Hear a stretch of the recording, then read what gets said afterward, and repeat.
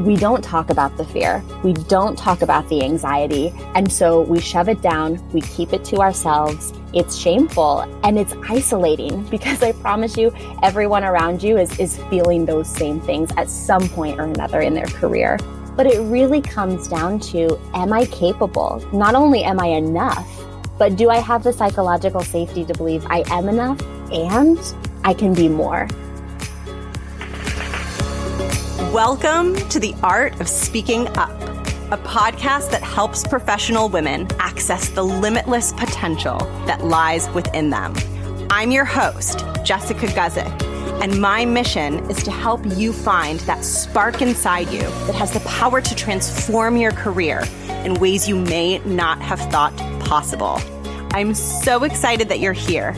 And now, on to the show.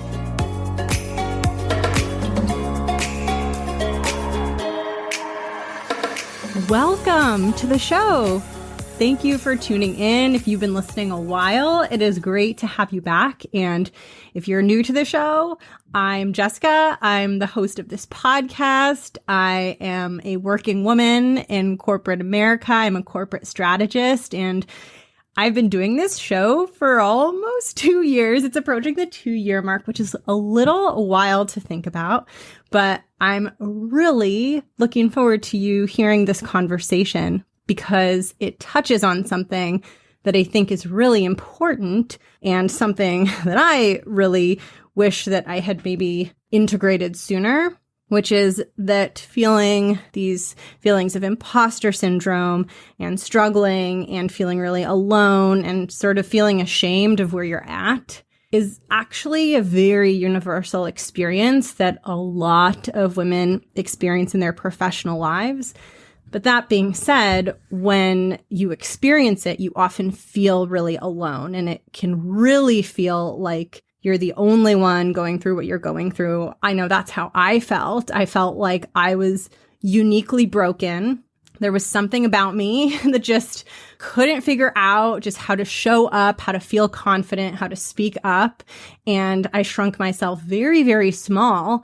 And if I had realized that what I was going through was actually very normal, then I think I would have felt a lot better. And I think I would have been able to work through it a little bit faster than I did. So I hope hearing this conversation that you're about to hear, which is about struggle and about moving through struggle and allowing yourself to dream and wish for something bigger, even if there are things in front of you that feel very difficult. This episode is all about that. And I hope it helps you see and helps you believe that wherever you are at right now, even if it feels hard, it feels difficult, you are not alone. And you absolutely can grow and change, and you can grow into something really big and incredible if that's what you want. And we definitely need more women, especially in corporate, who are pursuing big and incredible things. If you listened to the show last week, you know that I have put my ebook out into the world, and I'm just excited because I put a lot of my heart and soul into it. I wrote an ebook called The Smart, Ambitious Woman's Guide to Assertiveness in the Workplace, and I wrote it because I struggled a lot with my voice, and I really defaulted to this behavior of keeping myself comfortable by just not speaking as much as possible. It felt good and it felt safe for me to just be quiet all of the time. And very quickly, almost immediately, I got feedback that I needed to be more vocal and that me not speaking up and specifically my lack of assertiveness was a problem that I needed to work on. And I really deeply struggled with that feedback. My confidence was in such a bad place that I couldn't fathom speaking up regularly, let alone doing so in an assertive way. And at the time, if you had told me at that time where I was really struggling to find my voice, that there would be a point in the future where I would freely just be leading meetings and speaking confidently, and that I would be almost a chatterbox in certain situations, which is how I am now at work. I I look forward to these situations. I'm always trying to jump in and I'm stopping myself from interrupting. But if you had told me at that time when I was struggling to find my voice, that that was where I was headed and that's where I would eventually be in terms of my confidence and in terms of my comfort level, I wouldn't have been in full belief because I felt so stuck where I was. And if I can go back and tell myself one thing, the thing that I would tell myself is just to try to take these little tiny courageous steps and figure out the smallest courageous thing that I could do to begin to bring my voice out. And it doesn't have to be perfect, and it doesn't have to come out right, and it doesn't have to be in front of a bunch of people. It could just be one little thing, because that's the starting point. And any kind of growth and anything that you ever do in life, you have to start somewhere. And when I was stuck and having trouble speaking up, I spent all of this time thinking in my head. I had this like fantasy thought that there would just be like this magical point in the future where all of a sudden some switch would flip and I would just feel confident and comfortable. So I had like this future version of me and I was like, oh, she'll just like, it'll just happen. She'll just start feeling confident and then she'll be able to fulfill her full potential and rise up in her career and make a lot of money. And it'll just happen. It'll just happen. And what I realized through my struggle was that it wasn't just going to happen like the flip of a switch. I just had to start using my voice in little ways, even though it was uncomfortable. And slowly, the little ways that I was using my voice would get bigger and bigger, and my comfort would also get bigger and bigger with time, but it took time. But I'm so glad that I stuck with it, and I'm glad that I was brave because now I don't have the same stress and worry that I used to have. And if you are someone who struggles to speak up, you don't feel confident in your voice, I wrote this ebook to help you, to share my story so you know that you're not alone, and to also share the tools that really helped me figure out what I wanted my voice to sound like and how to start to bring it out at work. And because this ebook is just coming out in the world and because it's new, I'm hosting a gathering on August 9th to celebrate the ebook, and you are invited. So this is going to be kind of like a book club / gathering, but you don't have to have read the book to join. So don't worry. What we're going to talk about and what I'm going to teach is going to be complementary to what's in the ebook, but you can just get started on it or read it after. So don't worry about that. But the goal of this gathering is to help you start moving down that path of growing into that version of you that feels confident, that isn't afraid about speaking up, that can show up not only bold and strong, but actually with enjoyment and having fun. Because once the confidence comes in and you're really able to just speak and not worry so much about what you're saying, you actually can reach a much greater level of satisfaction with your job because you get to fully engage with what you're working on and the people around you without being so caught in your head and so caught in the self-judgment and all of the mind chatter and the second guessing. This gathering is intended to help you get there, and I'm going to be teaching some simple but helpful executive communication skills. And, when you hear the phrase executive communication skills, that can kind of sound big and scary, like, what's that? But it's actually, they're easy and simple, but they are designed to help you sound more powerful, help you be more effective, help you be more assertive, but in approachable ways and in ways that you would feel comfortable implementing right away. It starts with a small step, and I want to teach you some of those small steps so that you can take it out with you into the world at work, begin using your voice and getting closer to the vision of what you want to be, which is someone who speaks freely and who is unafraid. I hope to see you there. Some of you have already signed up, so I'm looking forward to meeting you. This gathering is going to happen on August 9th via Zoom. And I will link both the ebook and the link to sign up for the book club / gathering below in the show notes. And also when you sign up for the ebook, when you get the ebook, it also includes the link to sign up for this. I'm putting a cap on the number of people because I do want it to be small enough that we get some interaction. That being said, there is no pressure at all to participate a lot, to speak up a lot. As someone myself who has experienced a lot of shyness and anxiety in my life, I have sometimes felt a little bit hesitant to join these things, to join these women's groups, because I have been in some where I haven't felt totally safe and I haven't felt totally comfortable. And it is really important for me to give you the option to participate, to use your voice if you want to, but also just the option to listen and observe and learn. It is totally up to you. I hope to see you there. It's going to be helpful, but it'll also be fun because fun is very important to me. I will link both the ebook and this event below. It's all free, by the way. The ebook is free. The gathering / book club is free, and I will link all of it below. And with that, let's get into today's interview. Hope you enjoy. It's great to be here, Jess. Thanks for having me. So my name is Leigha May. I am both a life and a career coach, and I also have a corporate background in the recruiting and people space. Wonderful. And we talk a lot on this show about early career struggle. So can you share something that was difficult or was a struggle for you when you were first starting your 9-to-5 career? Sure. I think beginning, like a lot of us, I didn't really know what my end goal was. So I was always looking for that mentor. Short of going up and asking someone to just, will you be my mentor? I was always looking for that person.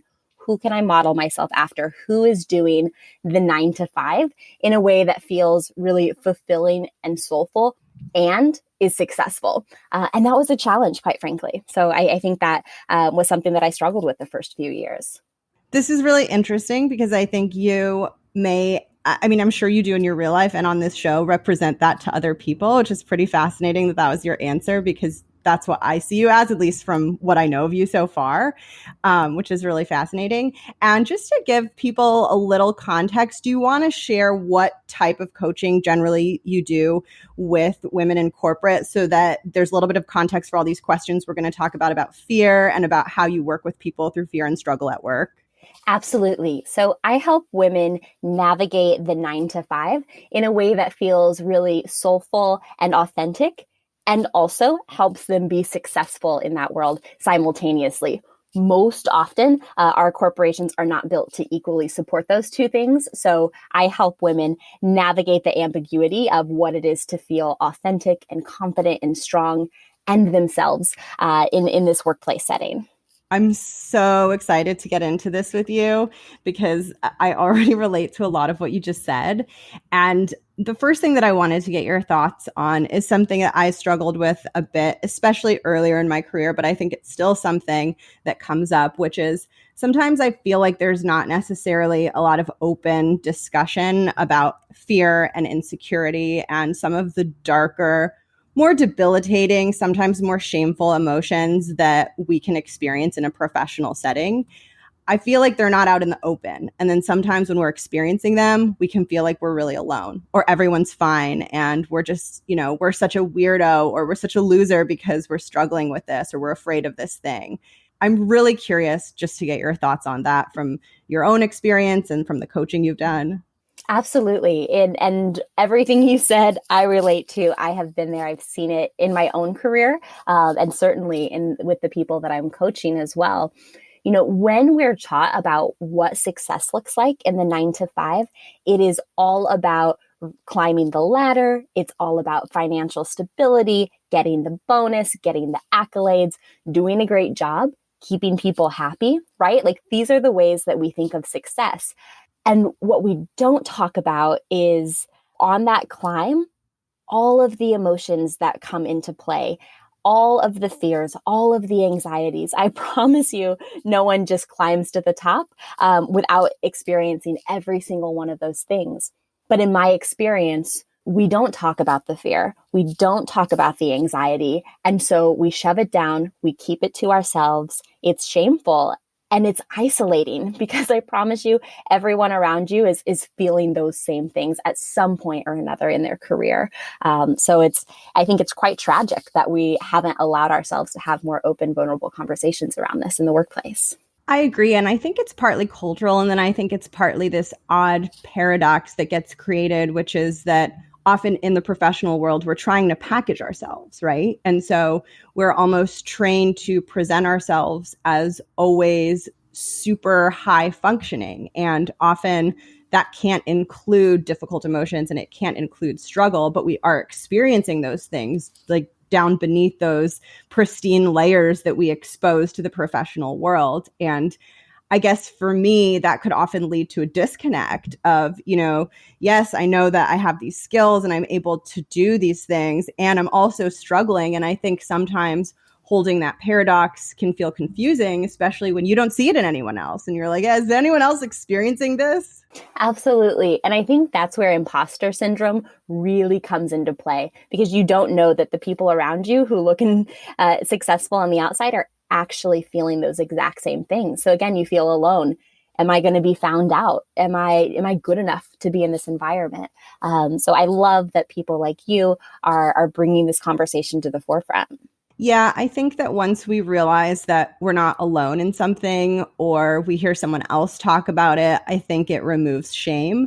And I think that's the first step to working through something, because I'm curious of your perspective, but I think if we're ashamed of something, sometimes we don't even admit to ourselves that it's a problem or a challenge, right? So we're constantly just running from it. At least that's been my experience, like running. And once you stop being so afraid that you even have this problem, then you can look at it and be like, oh, it's not as terrifying and as huge as I made it in my head when I was running away from it. It's just something that I have to work on. Absolutely. I think fear unaddressed becomes a really toxic thing. We hold it in, we push it down, we soothe ourselves with other behaviors, whether it's substance or whether it's workaholism. Certainly that was my avenue for a long time. Let me just push it down. Let me work through it. This fear grows and it becomes this bigger and bigger and bigger thing. But to your point, if we're able to stop and really address it head on, it's actually not so bad. I promise you it's not. We can face fear and we can do this, but unless we're seeing others talk about it and demonstrate it, that can be really hard to figure out on your own. Yeah. And speaking of, you hit on a few of the fears, imposter syndrome, and you mentioned a couple others. Are there any other big ones that you see come up over and over as some of the core fears that women experience around their professional lives? Absolutely. I think imposter syndrome, of course, is a huge one. And that really gets down to the core thought of, am I good enough? Can I do this? Can I make it? Do they really know what I'm capable of? So I think that's one side of the coin. And then on the other side, the women who are a little bit more tenured in their career, they see that they can do it and they can achieve what's measured as success. But then that fear becomes, what will it take for me to stay successful? What will I have to sacrifice next to be considered successful? So it's almost like, what else do I have to give? What else do I have to sacrifice? And that's really this paradox of, am I good enough? And then, okay, I can play by these rules, but do I want to? Is that going to be happy? Is that going to equal happiness for me later on in my career? I think this is so important, and you hit on something incredibly important, which is when you mention rules and playing by the rules. I really believe that there's just a massive hiding of authenticity and our natural identities and femininity that's so built into work culture that we don't even see it. And it's not just the obvious stuff that sometimes we struggle with at work, but I think it's just this lack of seeing role models and modeling and leadership that looks more authentic and maybe relatable to women who have a style that doesn't fit in the stereotypical leadership style that we so often see and that is so revered. And I think that, at least for me, has led to feelings of disconnect and sort of just this sense of, you have the regular version of you and then you have your work version. And for a while, I thought that made sense because, yeah, this is a professional setting. But then I realized I'm not some wildly unprofessional person in my personal life. I'm just more authentic and more me. And it's so odd how so much of that has been shut out. Absolutely. And to your point, there are women in leadership in the workplace, but depending on their philosophy, depending on the role models they had, a lot of times they can actually perpetuate this masculine of idea of how you have to be successful, of how you have to reach leadership, because those were the rules they had to play by. They didn't have that positive female role model. So sometimes they can be really helpful and supportive, and sometimes it actually can be even more problematic. I agree. And I'm really excited to prod into a little bit of what you see in coaching, because I'm fascinated by the topic of fear and how it shows up at work. When you're working with a client and you're kind of talking with them about their professional experience, are there certain things you'll see someone do or say that kind of rings an alarm bell for you as a coach, where you're thinking, oh, there's fear here? Absolutely. As women, I think we spend a lot of time justifying.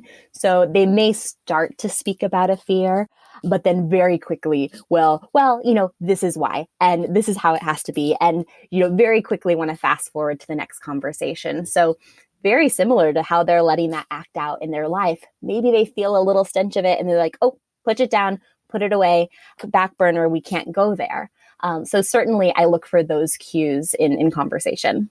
And then once you uncover that there is fear and there's kind of something underlying, I'm sure you have many different approaches and it changes based on the specific person, but is there anything you can share in terms of how as a coach you're thinking about that and what you're sort of going to try to guide that person through, so that maybe someone who is becoming aware of their own experience of fear can start to think about, okay, how could I look at this? How could I process this? What could I do with this? When I ask a client, what's behind this fear? I'm not good enough. Okay, so as a coach, I want to dig beneath that. Okay, so if you're not good enough, let's just pretend you're not right now. What does that mean? Let's play the worst case scenario game and let's just get to the very core. And so they will just keep spinning out. Well, if I'm not good enough, maybe I won't get that promotion. Okay, so if you don't get that promotion, then what? And we just keep playing this game to get to the thought behind the thought, another layer down. And then most times, 9 times out of 10, you'll see that thing is really not actually very realistic, or it's not representative of who you are and how you show up in the world. It's not representative of what you really believe about yourself. It's just this tiny little seed of a thought that we let grow and get really big and really gnarly and take over our behavior and create anxiety. It's so bizarre how when the thought is in our head, it takes on completely different characteristics than when it comes out. Absolutely. And I really believe that goes back to, we push it down. We don't want to see it. We don't want to sit with it. It's not comfortable. I promise you that. But unobserved, not dealt with, then we allow it just to spin out and grow and grow and grow. And it becomes, it has to manifest in other ways because we're not logically looking at it. So it's going to come out when you're, crying in the bathroom, or when you're aggressively cleaning when you get home, or when you're, keeping yourself at the computer typing away until 9 p.m. because that's how you're dealing with this thought of, what if I'm not good enough? What if they don't like me? What if I don't get the promotion? What if I get fired? So it manifests in all these different ways simply because we don't stop to look at it. We don't stop to observe it and digest it. This is also interesting to me, and I love talking about this stuff. And I want to talk about something that's somewhat related, but which is sort of this idea of change, right? Because I think we've kind of been focused on some of those thoughts of not enoughness and those challenging beliefs that we have and the fears.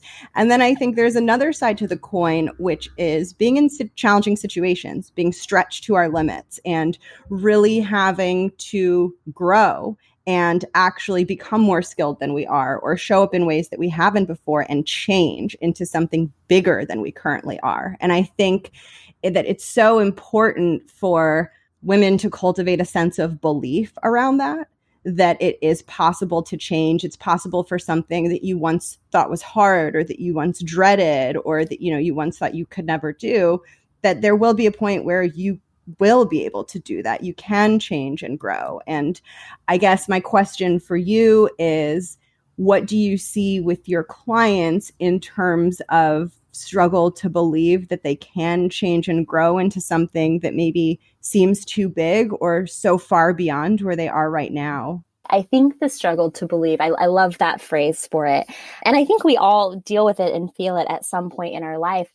But it really comes down to, am I capable? Not only am I enough, but do I have the psychological safety to believe I am enough and I can be more? So a lot of us get stuck in this binary thinking of, I am this or I am that, right? These are the two sides. These are the two different ways I could be. And you've heard people say, oh, I'm just not that kind of person. I'm just not the person who could fill in the blank, right? And so we really start to believe we put these labels on ourselves like, oh, I'm just an introvert. I could never speak in front of a group. I'm not creative, right? I hear that one a lot. Oh, I'm just not creative. Maybe not in the traditional sense. I work with a ton of people who are creative, but who've never allowed themselves that label. But you have to look for evidence. The struggle to believe comes from that voice in our head, that imposter syndrome that just won't shut the heck up, right? It's just going to keep saying all the time. You have to call BS on that, right? Yeah, at some point you have to say, I don't want to feel this way. I don't want to believe these thoughts about myself anymore. Now, you're not going to go from that to, feeling wildly confident and successful the next day, but you've got to start somewhere. So if it's okay to share, one of my favorite exercises to have my clients do in between sessions, especially when they're struggling with the belief in themselves or confidence, is I want them to make a list, their 25 life's biggest accomplishments, not necessarily just in a professional setting, but everything you've done that was hard, that you thought you couldn't do, that you were impressed by, that your family or friends rewarded you for, maybe that nobody even knew happened. Maybe you had a really tough conversation, but you said what you needed to say. Maybe it didn't even go well, but you knew that was a push for you. You knew that was something you hadn't done before. And my clients will always push back at this exercise. I will say they hate it even. Oh, well, I could only think of 2 or 3. There's no way I could fill a list of 25. And I really pushed them. I said, I want you to come up with a list of 25 and you have to email it to me because I want to make sure you're doing it, right? And the next week, I promise you, they are blown away with themselves. Oh my goodness. I totally forgot about this instance where I asked for a raise, even though it was off the compensation cycle, or where I, completed a marathon after, I've never worked out in my whole life. They forget about these moments. And when they see it looking back at them, it's a bit of almost like a confidence resume, right? Like, here is the evidence. Here is the proof where I did something really hard. And that's what we have to remind ourselves of and put back in front of us constantly. Our brains look for evidence. And if you can feed yourself that mindset of, I've done hard things. And I most often, I will ask my clients, like, take that list of 25. I want you to put it on your bathroom mirror. I want you to see it every morning. And I want you to start remembering who you are, what you've already done, and build on that. So that struggle to believe, it starts with a seed, but you have to create that for yourself. No one is going to walk up, maybe your mom. Most people aren't going to walk up to you and just remind you of how incredible you are, right? So we have to cultivate that for ourselves. It makes so much sense. And I think I often also think about this other component, which is the proof makes so much sense, right? You're almost redefining your identity through that process of reminding yourself of the strong and positive aspects of who you are. And then there's this element of the future is unknown. And I just love thinking and talking about this idea that you actually now might try something that you've never done. And yes, you have proof that you're strong and resilient, but you don't have proof that you'll get the raise that you're asking for, or that you'll be able to pursue the career path that you've mapped out for yourself, or that you'll have the courage to speak up more in meetings, however big or small it is. And I think sometimes for me, I think a lot about the element of being visionary and like dreaming a little bit and sort of allowing yourself to go there as a way to begin to stretch your brain. Because I think that dreaming and daydreaming and visioning is really underrated, and we need to do more besides that. It's not like smart goal setting, but I think there's a place for it. I couldn't agree more. And if I may share, this is actually a personal practice I do daily. So I've got my list of 25. Yes, I did the exercise myself. But also, once you start to feel confidence in that, then you create the safety to dream. And a lot of people, when we first start coaching, they're not even in the place where they could think of dreaming. What do they want to do 5, 10 years from now? Because they're so caught in that fear. So we work with the fear. Fear is our friend. We work through that. And then we create that psychological safety to dream. So one of my daily practices is I actually write down 10 beyond believable dreams that I have for myself. Every single day, I write them down as if I've done them in past tense. And every single day, I write those down, the same 10. The list doesn't change. And at the bottom of my list, I write, and the dream I'm currently working on. And I write one of those 10. I've been doing this for about 6 months now, and I'm shocked. I've made 2 or 3 of those big dreams already happen. And these were like, when I sat down to make these were, my beyond my wildest dreams goals.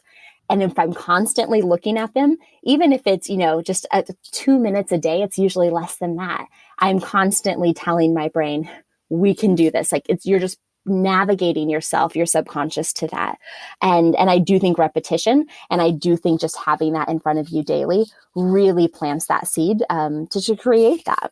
And I would guess that it also feels really good and puts you in a really wonderful state to start the rest of your day. It certainly does most days. Most days I'm like, these are beautiful goals. I can't wait to achieve this. And look, I'm human. There's some mornings where I'm like, I don't want to sit down and write my goals. Like I've got stuff to do. I don't have time for this.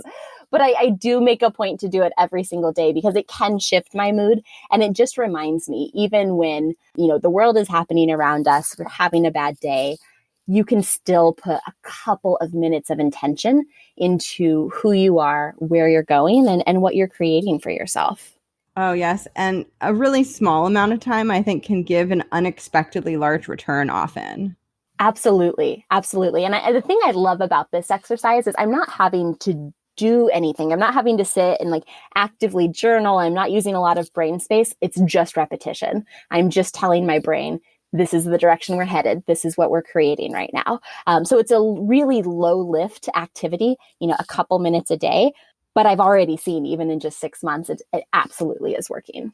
Oh, that's fascinating. I might start doing that because that sounds really appealing. I love it. And I want to ask you a little bit about how you deal with fear. So I think we all have kind of our personal, professional kryptonite, certain situations where we know that when the moment comes to do the scary thing, we're going to want to back out. It's going to be a big struggle.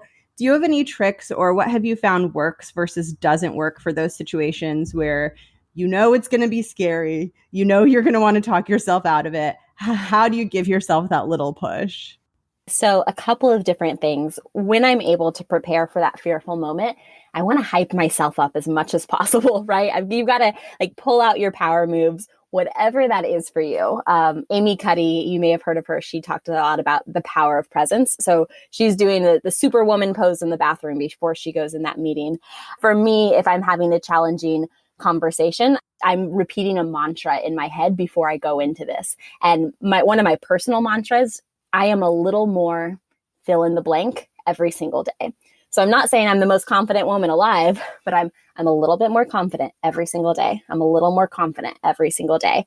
If I can hype myself up in my head and then go into that, I'm going to come out much stronger. So hype yourself up in whichever way you best respond to, and also have some accountability. If that means I'm going to text my best friend and be like, I did it, I said the hard thing, or I'm going to, tap my colleague at work and, we're going to have that secret wink, yes, we're in this together. You have to have support. Maybe that's, a partner at home, but make sure you're talking about it. When we're building that list of our 25 biggest accomplishments, I want you to go home after that conversation and write that down on your list. You're building evidence every single day that you can do hard things. You can have challenging conversations. You can push through that fear. I agree. And one thing that's been very helpful for me is during times when, let's say, I try to speak up or I want to say or ask something confidently and I end up sounding terrified or croaking like a frog and it doesn't go the way that I thought. it has been most helpful in my career for me to treat those as just as much of a long-term deposit in the savings account of my self-confidence as a success, and to take the linearity out of it. Because I think we often think about building something as like adding a positive piece and a positive piece and a positive piece. And then if something bad happens, you think, oh, well, that's wiped out all my progress. I'm back at square one. And I think that there's also something kind of about having the stomach for failure and really staying with it and being like, I tried. And in that moment, I did the best I could. And sometimes it takes more courage to give yourself credit for that rather than beating yourself up, which is often the easier thing to do. I could not agree more. In fact, gosh, probably 6 or 7 years ago, when I was really working on confidence, one of my coaches told me I had a miserable failure. I did a really confident thing. I made a big ask, and I was quite honestly just laughed out of the room. It was awful. And I called my coach bawling, and I did the thing. I hyped myself up, and I failed, and it felt awful. And she said, amazing, Leigha, amazing. You were rejected. You got a failure. Amazing. I want you to go out and get 99 more. And my jaw hit the floor. I'm like, you are crazy. I would not put myself through this emotional roller coaster. What do you mean? And she said, the more comfortable you can get with failure, the more quickly you will get to success. So a failure, a misstep, maybe it didn't go quite as well as you thought. You just add that to your toolkit. Okay, I'm working that muscle. I'm a little bit closer. And so it's not actually a failure at all. It's helping me build my resilience. And when I looked at it in that way, every time I got another rejection or had another perceived failure, I was like, okay, that's 3, that's 10, that's 23. And it just helped me see, and it gets a little less scary. It's like, oh, I'm going to go ask that person now because I've built that resilience for fear and for rejection. It's true. And I think that experiencing failures, and particularly putting ourselves in situations where we're opening ourselves up to it versus kind of avoiding any possibility of failure, I think it fundamentally redefines our relationship with control. And it's that redefinition of how we relate to control that actually delivers us, ironically, the success that we'd been hoping for when we were trying to control everything around us. And I think that's a really important lesson. And I think it's something that's extremely hard as a human to do. And I think that's why often people don't take risks or do things like that. But it has, I think, more power than anything else. And I think it's an underrated thing, and it's an under-discussed topic when it comes to the professional world, because it kind of goes back to what we were saying before about how we're putting on our shiny exterior, and failure is not a part of this. But actually, if you want to get to higher levels of leadership, in my opinion, that's going to be a key ingredient for success. I truly believe that control keeps us small. Right? It keeps everything very predictable, very safe, but that is not where growth is born. Growth is born out of curiosity and pushing and adversity and growing. Like, it is never led with control. I promise you that. And I want to ask you a little bit about your relationship to your own femininity, just in your life, and how that does or doesn't look different when you're in your 9-to-5 job. How I show up with my femininity now, I feel extremely confident in. And that is such a gift because that is not where I started. I was, a career professional. I wanted to do a good job. I think like so many of us, especially in early career, we just want to impress. We just want to be liked. We want to do well. And I quickly learned like femininity isn't welcomed. I was told once, please turn down your feelings. We're not invited most often in a lot of corporate settings. Femininity isn't invited to this table, right? So we have to define what femininity looks like for us in the workplace because there's so many workplaces that are still not demonstrating it. I was trained that get masculine. In fact, get aggressive. Get aggressive was such a big theme for one of my bosses. Get aggressive, go after it. That is what success looks like. And so I learned that, and I was quite successful early in my career because of that. And then I hit this place similar to what you were saying earlier. I've got this real self at home, and then I've got my work self. And those two didn't always mesh. I wasn't showing up fully and authentically myself. So I've had to relearn it over the years, I guess is what I'm trying to say. I feel very confident in it now, but I had to create that space. I had to lead with curiosity. Quite frankly, I had to educate some of my managers along the way in how I best work and how I best show up. So it's not been a smooth journey, but I'm so grateful for it that I can walk into my workplace now and feel authentically me. Are there any specific habits that you let go of as part of that transformation? I think the need to aggressively just push through.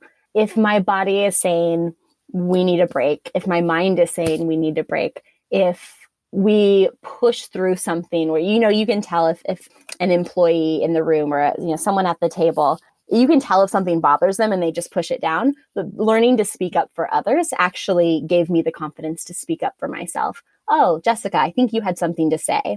Oh, does that work for you? Helping others fully be themselves in the workplace actually helped me gain more confidence to push back for myself. I love that. And before we start moving into the closing questions, I want to ask you, A, where people can get in touch with you, and B, we've talked a little bit about it, but maybe anything you want to share about what it's like to work with you. Absolutely. So you can find me at leighamaycoaching.com. And what it's like to work with me, honestly, it's a lot like this conversation. My coaching is conversational. I want to be supportive. We're action oriented. So I'm always going to push you a little bit beyond what you're comfortable with, but you're also going to have a safe place to land. So I would like to say I take a pretty balanced approach when it comes to both masculinity and femininity. And how can you embody that in your own life? Wonderful. And with that, we're going to move into the closing questions. My favorite. There used to be 2, now there are 4 that keep multiplying. This first one is just your best advice for helping someone attain career success and fulfillment, essentially. And I love to ask people what they think someone should be doing this year, this month, and this week to help move their career in the direction they want, whatever that means for them. So I like to start closer out from this week, and then we'll go into larger timeframes. So what is one thing you'd recommend someone focus on this week in order to move their career closer to being the career of their dreams? Sure. So this week, I would reach out to someone who you've watched from afar. It could be a LinkedIn connection. It could be someone in your company, a past colleague. Reach out to someone you admire from afar, schedule a coffee chat, and get to learn about them. How did they get to where they are? What's their best advice for you? But begin that networking now. And what should they think about or focus on this month? This month, I think you can set 1 or 2 small career goals. What is going to push you a little bit outside of your comfort zone? What's been on your wish list for a year or a month that you haven't gotten to? And how can you put some action behind that? And what should they focus on this year? This year, we're still in the beginning part of the year. So I would want you to set a big, juicy goal for the end of December. And I want it to feel a little scary. I want it to feel like a stretch. And I want you to write that down, maybe above your desk, maybe background on your phone, but I want you to look at that every day and push towards that big, scary goal. Oh, I love this. It's so funny. Like your coach strengths are bubbling out right now with this question. That was really fun to ask you. I love it. And this next one is about a theme that I've been exploring on the show, which is this contrast between the huge things. So when I think about goals like becoming more confident or showing up more boldly, I think of that as a big, lofty goal. And what I have been fascinated by is how often these big, lofty goals actually get developed and built. We move towards them in these tiny instances that are sometimes shorter than a second, where we make a different decision or we push ourselves to do something in the moment that feels scary or challenging. And I love asking everyone to share maybe one tiny moment that kind of represented that for them, where they did something a little bit different than before, and it really represented a step in the evolution of what they were trying to become. Absolutely. I remember the first time, and I was an individual contributor at this point, and I remember the first time I held my ground with a VP who was about 5 levels above me.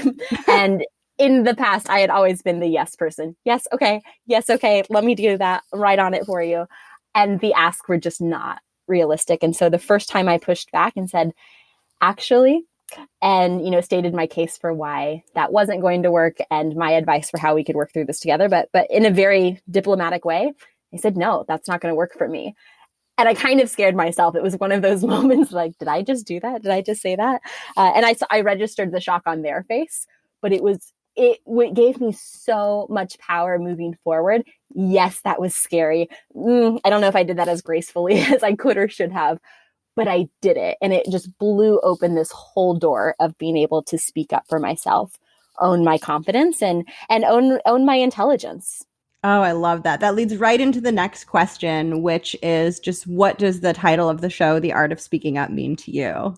Oh, I love that. And I love this title. So The Art of Speaking Up, I think it really, for me, it's about owning that authentic voice. And the word authentic is overplayed. So what I mean by that inner thought, that one that you're feeling to your core, being confident enough and bold enough to say that out loud. So being able to own your confidence out loud. And for the final question, my absolute favorite question of all time still, is essentially inspired by the same thing that inspired the show, which is I had this period of my career where I felt alone. I was majorly struggling with self-confidence. And I could have used a voice to encourage me, to help me see that change was possible, to help me see the light at the end of the tunnel. So I love to give this last space to the guests to speak directly to anyone listening who is either struggling, who needs to hear words of encouragement, or is simply looking to feel a little bit more empowered in their career. And so with that, I will turn it over to you to share what is most important for you that you would want other professional women to know. So the phrase, feel the fear and do it anyway, is probably one of my favorite. So yes, we're all going to experience fear. It's a very natural part of our human experience. And also, you can hold that and you can create this big, juicy life that you genuinely love, thrive in, feel successful in, personally and professionally. So feel the fear, take that as a sign to lean into it. And if you need support, it's there. A colleague, a friend, a coach, a mentor. You don't have to do this alone. We are more powerful together. So make some big choices this week. You have the power to create the life that you want. And that is a wrap on today's episode. Thank you for tuning in. I'm going to link Leigha's information below in case you want to connect with her. And I hope to see you on August 9th at this virtual event that I'm doing. I would love to support you in finding your voice and building confidence. Like I said, it takes time, but you have to start somewhere. And I think that it's really good to start small and set yourself up for success. And I want to provide a path forward, some structure to help you do that, because there are no manuals out there that teach you this stuff. It's actually funny. I'm working on an essay about fear. And as I was working on it, I was reflecting on how I had all these bizarre fears at work that were bringing me so much anxiety. And there is no manual out there for how to deal with this stuff.